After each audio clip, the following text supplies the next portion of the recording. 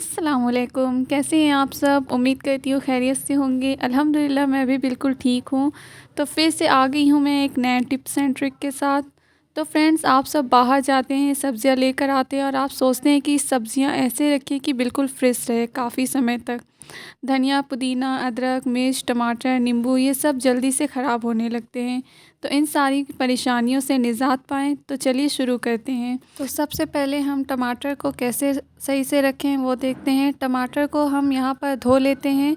ऐसे तो टमाटर 1 वीक तक आराम से चल जाता है, लेकिन अगर टमाटर ज़्यादा आ जाए तो उन्हें कैसे रखें, तो मैं 2 तरीका बताऊंगी टमाटर को रखने का।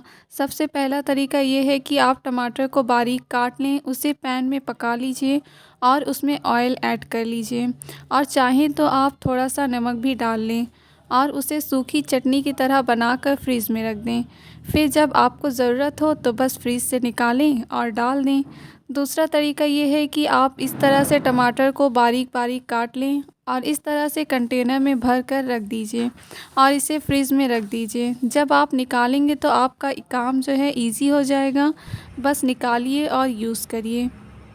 अब आते हैं अदरक की तरफ। अदरक को सबसे पहले इस तरह से अच्छी तरह से वॉश कर लेना है। इसके किनारे किनारे पर सारी जगह जो मैल है, गंदगी, मिट्टी लगी हुई है, उसे साफ़ कर लेना है और फिर चाकू की हेल्प से इसे छील लेना है।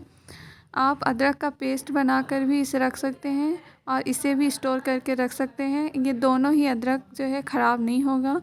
और फिर छिल जाने के बाद इसे अच्छी तरह से धो लें और धोने के बाद इसे इस तरह से कंटेनर में भर के रख दें। तो अब चलते हैं मिर्ची की तरफ। सबसे पहले मिर्ची को इस तरह से धोना है और जब मिर्ची को अच्छी तरह से धो लेंगे तो इस तरह से कपड़े, कॉटन, कोई भी कपड़ा ले लें, कॉटन का कपड़ा किसी भी कपड़े से सुखा लेना है। जब ये सूख जाए तो इसके ऊपर का डंठल निकाल लेना है और निकालने के बाद आप जिप लॉक बैग में भर के रख लीजिए या फिर आपके पास कोई भी पन्नी हो उसमें भर के रख लीजिए। अब आते हैं नींबू की तरफ।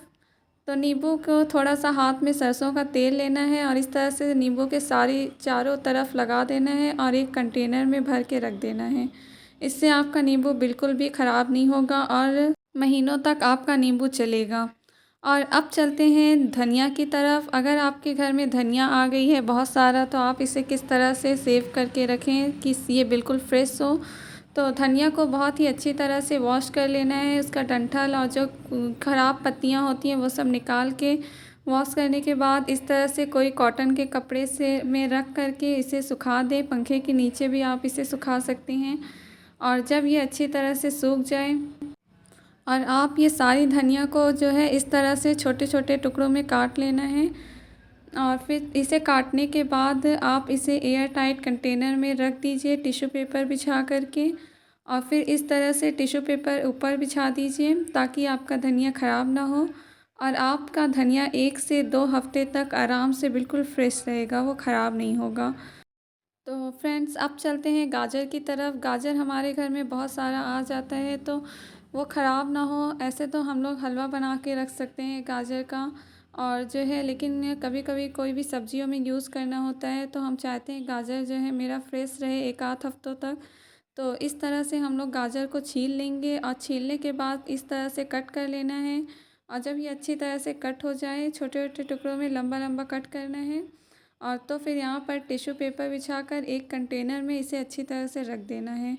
और फिर आपका गाजर 4 से 5 दिन, 1 हफ्तों तक आराम से चल जाएगा और कोई भी बिल्कुल ख़राब होना ही नहीं है।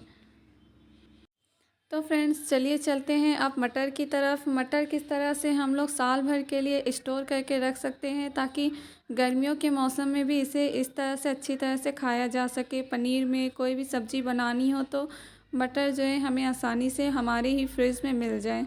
तो सबसे पहले क्या करना है कि इस तरह से गैस पे जो है एक पैन चढ़ा देना है और उसमें पानी ऐड करना है और फिर उसमें ऐड करना है थोड़ी सी चीनी। चीनी जो है मटर में थोड़ा सा मिठास लाती है और मटर को जो कलर है वो अच्छे तरह से ग्रीन रहता है।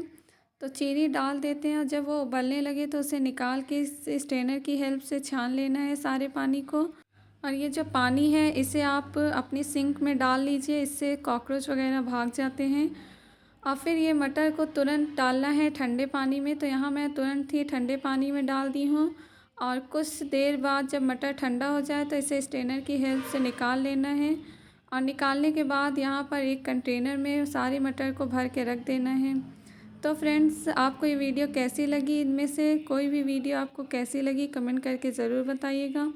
और अब चलती हूँ प्याज की तरफ। यहाँ पर प्याज जो है, कभी कभी अब रमज़ान का भी टाइम है तो प्याज की ज़रूरत बहुत ज़्यादा पड़ती है। तो इस तरह से प्याज को छील लेना है और छीलने के बाद इस तरह से वॉश कर लेना अच्छी तरह से, ताकि इसकी सारी गंदगी वगैरह निकल जाए। और फिर इसे स्ट्रेनर की हेल्प से अच्छी तरह से उसमें रख देना है, ताकि सारा पानी जो है अच्छी तरह से निकल जाए। और फिर यहाँ पर एक कंटेनर लेना है, उसमें प्याज को भर देना है और पानी डाल देना है। अब पानी डालने के बाद यहाँ नींबू का जो रस है उसे डाल देना है, नींबू के जूस को। और फिर यहाँ पे इससे बंद कर देना है। और दूसरा तरीका प्याज स्टोर करने का ये है कि आप प्याज को काट लीजिए और कट करने के बाद इस तरह से फ्राई कर लीजिए। और एक डब्बे में टिश्यू पेपर लगा करके इस सारे प्याज को इसी अंदर रख देना है। और जब इसके अंदर सारा प्याज रख खा जाए तो इस तरह से बंद करके इसे आप फ्रीज में रख दें। तो फ्रेंड्स, यही था आज की मेरी वीडियो। आपको इन सारी वीडियो में से कौन सा ट्रिक सबसे अच्छा लगा, आप कमेंट करके ज़रूर बताइएगा। और अगर आपको मेरी वीडियो अच्छी लगती हो तो मेरे चैनल को सब्सक्राइब करें, लाइक करें। फिर से मैं मिलूँगी एक नए टिप्स एंड ट्रिक के साथ। अल्लाह हाफिज़।